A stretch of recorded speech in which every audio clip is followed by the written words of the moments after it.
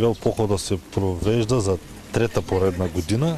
Идеята беше на един от жителите на село Белила, който е изключително запален колоездач, аматьор и мога да ви кажа, че не е българин, а е французин.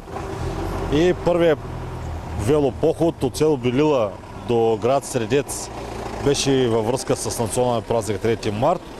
Тази година за първа година променихме маршрута и сменихме маршрута от Аврамов мост до село Дилево, тъй като тази отсечка в момента е реновирана и е с предпоставки за по-малко пътно-транспортни происшествия.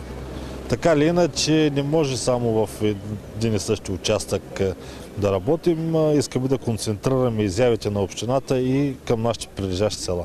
Отсечката е дълга 7 км с разнообразна, както има на долнища, така имаше и на горнища, които да затруднят в известна степен колоездачите. Имаме участници от всички възрасти, като варират около 10 до 15 човека. Това са любители велоездачи. Имаме от на 13 години, имаме и на над 50. Обичам да карам.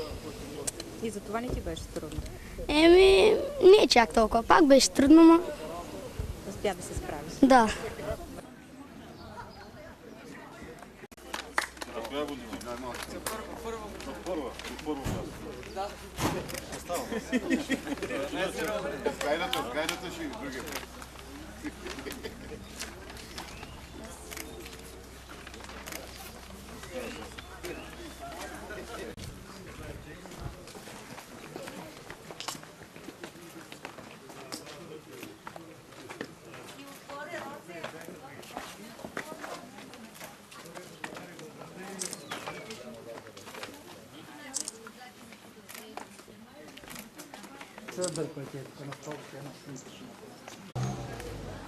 Айде напред.